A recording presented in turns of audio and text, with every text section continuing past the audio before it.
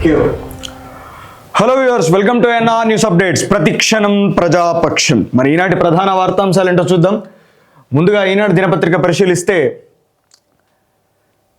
Assembly సమావేశాల్లోనే job calendar. ఏటా మార్చిలోగా అన్ని శాఖల్లో ఖాళీల సేకరణ, జూన్ 2లోగా నోటిఫికేషన్లు, డిసెంబర్ 9లోగా నియామకాలు. సీఎం రేవంత్ రెడ్డి వెల్లడి. గోపన్పల్లి తండా ఫ్లైఓవర్ ప్రారంభోత్సవ కార్యక్రమంలో మాట్లాడుతున్న సీఎం రేవంత్ రెడ్డి, వేదికపై ఎమ్మెల్యే అరకపూడి గాంధీ, మంత్రులు పొంగులేటి శ్రీనివాసరెడ్డి, కోమటిరెడ్డి వెంకటరెడ్డి. త్వరలో ప్రారంభం కానున్న అసెంబ్లీ సమావేశాల్లోనే జాబ్ క్యాలెండర్ ప్రకటిస్తామని సీఎం రేవంత్ రెడ్డి వెల్లడించారు. చివరిసారి ఉన్నటువంటి గతంలో ఉన్నటువంటి ప్రభుత్వం విడుదల చేసినటువంటి నోటిఫికేషన్ అమలు చేసి వాటి ఎగ్జామ్స్ నిర్వహించి ఆ ఖాళీలను భర్తీ చేయడానికే ఇన్ని ధర్నాలు, ఇన్ని రాస్తా రోకోలు, ఇంత దారుణమైనటువంటి పరిస్థితిని ఎదుర్కోవాల్సినటువంటి సిచ్యువేషన్ వచ్చినప్పుడు మీరు ఈ జాబ్ క్యాలెండర్ నిర్వహించి దాన్ని సమగ్రవంతంగా పూర్తి చేస్తారన్నటువంటి నమ్మకం మరి ప్రస్తుతానికైతే మరి అది మాటలా నీటి మూటలా అనేది ఆ సందర్భంలో తెలుస్తుంది. కానీ మరి ఎందుకు ఈనాడు పేపర్ నిన్న రేవంత్ రెడ్డి గారు చాలా కమ్మగా మాట్లాడినటువంటి వార్తను వేయకపోవడం నిజంగా చాలా ఆశ్చర్యకరం. కింద నుంచి మీ దాకా ఎక్కడలేదు. బ్యానర్ ఐటెం చేస్తారు కదా మీరు, మీ మీటింగ్ కదా ఇది. ముందే విమర్శ బాగా వచ్చినట్టున్నది, ఎవరు వేయనట్టున్నారు. రైట్. జూగంటికి దాశరథి పురస్కారం ప్రకటించిన సర్కారు 3 దశాబ్దాల సాహితీ సేవకు గుర్తింపు. ప్రతిష్టాత్మక దాశరథి కృష్ణమాచార్య పురస్కారం మట్టి కవిగా ఖ్యాతిగాంచిన జూకంటి జగన్నాథాన్ని వరించింది. ప్రభుత్వం నియమించిన కమిటీ నిర్ణయం మేరకు శనివారం సర్కారు ఈ ఏడాదికి గాను ఆయనకు అవార్డు ప్రకటిస్తూ ఉత్తర్వులు జారీ చేసింది. రాష్ట్రం సాధించుకున్న యువతకు కొలువులు లేవు. కాంగ్రెస్ పాలనలో అన్యాయానికి గురవుతున్న వారికి అండగా ఉంటాం. నిరుద్యోగ మహాధర్నాలో కిషన్ రెడ్డి. రాష్ట్రం సాధించుకున్న మీరేం చేసిర్రు? సంవత్సరానికి 2 కోట్ల ఉద్యోగాలు ఇస్తామని చెప్పి మాటిచ్చినటువంటి మీ ప్రభుత్వం ఏం చేసింది? ఇంతవరకు ఎన్ని ఉద్యోగాలు ఇచ్చారు? మీరు ఎన్ని నోటిఫికేషన్లు పెట్టిరు? మీరు ప్రకటించిరా ఒక క్యాలెండర్ అన్న? అసలు వాటి గురించి ఆలోచించిరా? మీరు ముద్రా లోన్స్ ఇచ్చుడు, ₹1,00,000 లోన్స్ ఇచ్చుడు, ఛాయ్ బండి పెట్టుకో లేకపోతే బజ్జీల బండి పెట్టుకో అని చెప్పానుడు 2 కోట్ల ఉద్యోగాలు ఇచ్చినట్ట. అది ఉపాధా? దాన్ని ఉపాధి అంటాడు ఎవడన్నా? రాష్ట్రంలో రాజ్యాంగ హననం. మా పార్టీ వారిని భయపెట్టి కాంగ్రెస్లో చేర్చుకుంటున్నారు. గవర్నర్కు బారాసా ఎమ్మెల్యేలు, ఎమ్మెల్సీల ఫిర్యాదు. మీరు ఎల్పీలను విలీనం చేసుకుంటే తప్పులేదు. అప్పుడు మీరు చేసిన తప్పే ఇవాళ వాళ్ళు చేసినప్పుడు దానికి రాజ్యాంగ హననం అని పేరు పెట్టుడేందుకు? మీరు చేయలేదా రాజ్యాంగ హననం? ఎంతమంది ఎమ్మెల్యేలను కలుపుకున్నారు మీరు అప్పుడు? మేడిగడ్డపై మరో కమిటీ ఎందుకు వేశారు? మేము సూచించిన గ్రౌటింగ్ను ఎందుకు చేశారు? రాష్ట్ర నీటిపారుదల శాఖ అధికారులను ప్రశ్నించిన NDSA. నేషనల్ డ్యామ్ అథారిటీ మరి ఎందుకు మేడిగడ్డపై మరొక కమిటీని వేశారని చెప్పి ప్రశ్నించింది. ఎందుకంటే నిన్న మనం చూసాం, కాళేశ్వరం అనేది అదానీ లాంటి షెల్ కంపెనీ కాదు కదా. కేసీఆర్ ప్రభుత్వం కావచ్చు, లేకపోతే బీఆర్ఎస్ ప్రభుత్వం నిజంగా ఏదైనా అక్కడ కుంభకోణం జరిగి ఉండొచ్చు, చేసి ఉండొచ్చు, అవినీతి అనేది జరిగి ఉండొచ్చు. కానీ కాళేశ్వరం అనేది మన కళ్ళ ముందు కనబడతా ఉంది.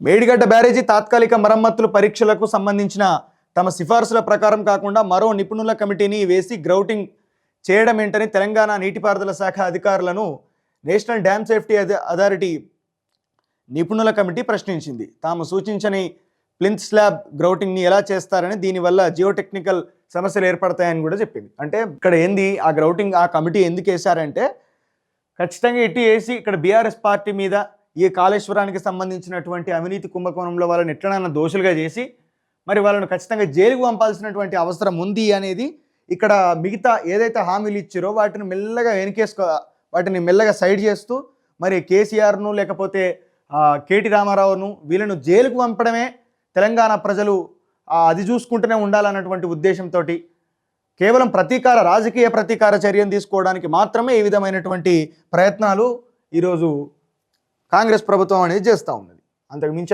ఏం లేదు. కాళేశ్వరం ప్రాజెక్టుల్లో 3 బ్యారేజీల గేట్లన్నీ ఎత్తేసి నీటిని కిందికి వదిలేయాలని నేషనల్ డ్యామ్ సేఫ్టీ అథారిటీ నిపుణులు సూచించారని, దాని ప్రకారమే నడుచుకుంటున్నట్లు రాష్ట్ర నీటిపారుదల శాఖ మంత్రి ఎన్ ఉత్తమ్ కుమార్ రెడ్డి తెలిపారు. ఈ ప్రాజెక్టును ఎలా ఉపయోగించుకోవాలన్న దానిపై సోమవారం జరగనున్న ఇంజనీర్ల స్థాయి అధికారుల చర్చలో ఒక స్పష్టత వస్తుందని, దాన్ని అనుసరించి ప్రాజెక్టు భవిష్యత్తుపై తాము అసెంబ్లీలో విధాన ప్రకటన చేస్తామని వెల్లడించారు.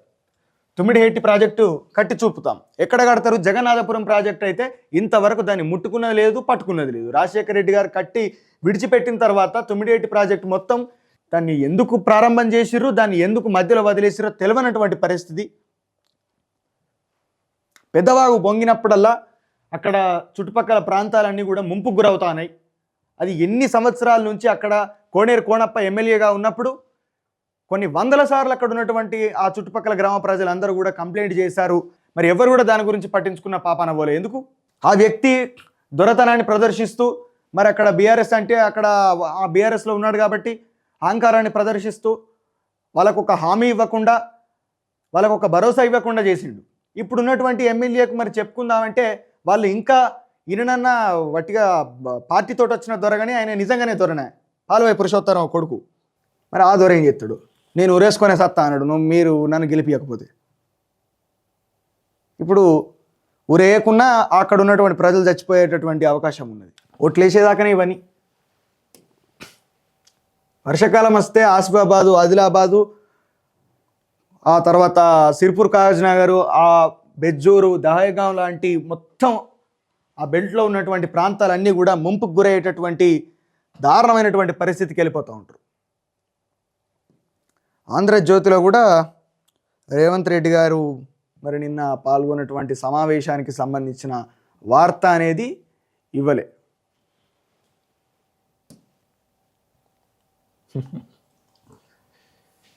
ఇప్పటికైనా రేవంత్ రెడ్డి గారికి ఒక విషయం అర్థం కావాలి. మీరు నిన్న చాలా గ్రాండ్గా నిన్న రోజు మొత్తం కూడా యూట్యూబ్ ఛానల్స్ ఆడేసుకున్నటువంటి మీ యొక్క ఉపన్యాసం ఏదైతే ఉందో, ఒక కుల సంఘానికి సంబంధించినటువంటి, అందున ఈ రాష్ట్రంలో, ఉమ్మడి రాష్ట్రంలో ఒక పెట్టుబడిదారి వర్గమైనటువంటి, ఒక భూస్వామ్య సామాజిక వర్గమైనటువంటి వర్గానికి సంబంధించిన సమావేశానికి మీరు వెళ్ళి ఒక్క పేపర్లో కూడా బ్యానర్ ఐటమ్గా మీరు మాట్లాడినటువంటి వార్త వేయలే. ప్రతిరోజు మీరు ఏది మాట్లాడితే అది వేసేటోళ్ళు. ఎందుకు వేయలే? అది తప్పు. కాబట్టి ఒక కులానికి సంబంధించినటువంటి మీటింగ్కు ముఖ్యమంత్రి స్థాయి వ్యక్తి వెళ్ళడం ఏంది? మీరు ఒక పార్టీ అధ్యక్షునిగానో లేకపోతే మీరు హోదాలో లేనప్పుడు అయినా కానీ ఎవరు పట్టించుకునేటటువంటి విషయం కాదు అది. మరి మాల మహానాడుకో, మాదిగ మహానాడుకో నువ్వు వస్తావా? వెళ్తారా మీరు? వెళ్ళరు. మీరు దొరలు కదా. మీ సాటి దొరల సామాజిక వర్గాల మీటింగ్స్కి మాత్రమే మీరు వెళ్తారు.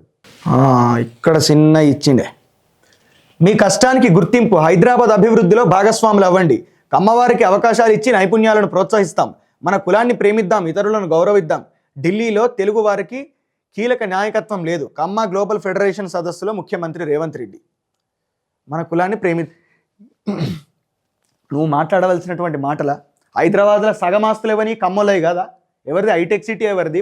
రోజంతా వాన, జల్లులతో తడిసి ముద్దైన రాష్ట్రం, స్తంభించిన జనజీవనం, చెరువులు కుంటలకు జలకళ, జూరాల 17 గేట్లు ఎత్తివేత, శ్రీశైలానికి 48,000 క్యూసెక్కులు, నారాయణపూర్ తుంగభద్రకు 1,00,000 క్యూసెక్ల ఇన్ఫ్లో, మేడిగడ్డకు కొనసాగుతున్నటువంటి వరద. మేడిగడ్డకు కొన్ని లక్షల క్యూసెక్ల నీళ్లు వరద ఫ్లో అనేది కొనసాగుతుంది, కానీ పూర్తి వాటర్ పోయి సముద్రంలో కలిసినటువంటి పరిస్థితి ఏర్పడుతూ ఉంది. అవి దేనికి కూడా పనికి వచ్చేటటువంటి పరిస్థితి లేదు. అంతా కూడా అంటే డౌన్కి వెళ్ళిపోతూ ఉంది వాటర్ మొత్తం. రాష్ట్రంలో నేడు భారీ వర్షాలు. ఆసిఫాబాద్ జిల్లా దహేగాంలో లెవెల్ వంతెన పై నుంచి ఉధృతంగా ప్రవహిస్తున్న వాగు. ఆ వంతెన ఒకవేళ ప్రవహించకుండా కానీ అక్కడి నుంచి ప్రయాణించలేరు, ఎందుకంటే ఆ వంతెన మొత్తం కూలిపోయింది. సంవత్సరం నుంచి ఈ సిర్పూర్ కాగజ్నగర్కు సంబంధించినటువంటి సమస్యల మీద దృష్టి పెడుతూ ఎన్నోసార్లు దాని గురించి ప్రభుత్వం దృష్టికి తీసుకుపోయే పరిస్థితికి వచ్చినా కానీ అధికారులు కదిలే పరిస్థితి లేదు, దాన్ని పరిష్కరించే పరిస్థితి లేదు. ఆర్ఎస్ ప్రవీణ్ కుమార్ గారు, మీరు మొత్తం సిర్పూర్ కాగజ్నగర్ బెల్ట్ మొత్తం తిరిగిరు కదా, ఏం చేసిరు మీరు? ఎందుకు ఆ సమస్యలన్నీ ప్రభుత్వం దృష్టికి తీసుకెళ్తలేరు? నేను ఎక్కడనో నేను పుట్టింది అక్కడెక్కడనో జోగులాంబల, కానీ సచ్చేది మాత్రం సిర్పూర్ కాగజ్నగర్ అని చెప్పి మాట్లాడినటువంటి వ్యక్తి మీరు. ఎందుకు మీరు అక్కడ ఉన్నటువంటి అక్కడ గెలవకపోవచ్చు, మీకైతే ఓట్లు పడ్డాయి కదా, కేవలం 10,000 ఓట్లతో తేడాతోటే కదా మీరు ఓడిపోయింది, 10,000 5,000. దాదాపు 60% ప్రజలు మీ వైపే ఉన్నారు కదా, ఎందుకు మీరు మాట్లాడరు అక్కడ ఉన్నటువంటి సమస్యల గురించి? మీకు మురళిగూడ గురించి, మర్రిగూడ గురించి, దయగాం గురించి, ఆ తర్వాత కౌటాల, బెజ్జూరు, ఇవన్నీ వీటి అన్నిటి గురించి తెలుసు కదా, అక్కడ ఉన్నటువంటి సమస్యల గురించి తెలుసు కదా, తిరిగిరు కదా మీరు అక్కడ. దొరద్దంటాండి అయింది. రైతు బీమాలోకి కొత్త రైతులు వివరాల నమోదుకు ఆగస్టు 5 గడువు, సంతకం చేసి నామినీ పేరుతో ఏఈఓకి ఇవ్వాలి. ఆగస్టు 10వ తేదీ నాటికి ఎల్ఐసికి జాబితా. విద్యా కమిషన్ చైర్మన్గా ఆకునూరి మురళి, మాజీ ఐఏఎస్ పేరును పరిశీలిస్తున్న ప్రభుత్వం. 7 కోట్ల విలువైన హెరాయిన్ పట్టివేత, 4 నిందితులు అరెస్ట్. రాజస్థాన్ కేంద్రంగా హైదరాబాద్కు సరఫరా. 15 జిల్లాలకు హై అలర్ట్. మహబూబాబాద్ జిల్లా బయ్యారం మండలంలో మత్తడి పోస్తున్న పెద్ద చెరువు. మరో 3 రోజులు భారీ నుంచి అతి భారీ వర్షాలు. ముంచెత్తుతున్న ముసురువాన. రాష్ట్రంలో పొంగుతున్న వాగులు, ఉధృతంగా ప్రవహిస్తున్న గోదావరి. అప్రమత్తమైన యంత్రాంగం, లోతట్టు ప్రాంతాలు అప్రమత్తం. పెద్దవాగు పరిస్థితిపై సీఎం ఆరా. జలపాతాలు, చెరువుల వద్దకు వెళ్ళొద్దు పోలీసులు. కలెక్టర్లను అప్రమత్తం చేసిన మంత్రి సీతక్క. అట్లా. సో మొత్తానికైతే రాష్ట్ర వ్యాప్తంగా విస్తారంగా వర్షాలు కురుస్తున్నాయి. కానీ ఏవైతే గండ్లు పడుతూ మరి అక్కడ చెరువుల్లో కావచ్చు, అదేవిధంగా ముఖ్యంగా ఈ పెద్దవాగు సమస్య అనేది చాలా పెద్దగా మారిపోతూ ఉంది. కొన్ని గ్రామాలు ముంపుకు గురయ్యాయి. అక్కడ ఉన్నటువంటి ప్రజల జీవన విధానం అనేది అస్తవ్యస్తంగా మారిపోయింది. కాబట్టి ప్రభుత్వం సత్వరంగా చర్యలు తీసుకొని మరి ఈ చిన్న విపత్తు నుంచి ఖచ్చితంగా ప్రజలను రక్షించేటటువంటి అవసరం ఉంది. సో ఇవి ఈనాటి ప్రధాన వార్తాంశాలు. ఇలాంటి న్యూస్ కోసం లైక్ చేయండి, షేర్ చేయండి, సబ్స్క్రైబ్ చేయండి. Stay tune to ANR news updates. ప్రతిక్షణం ప్రజాపక్షం. Thank you.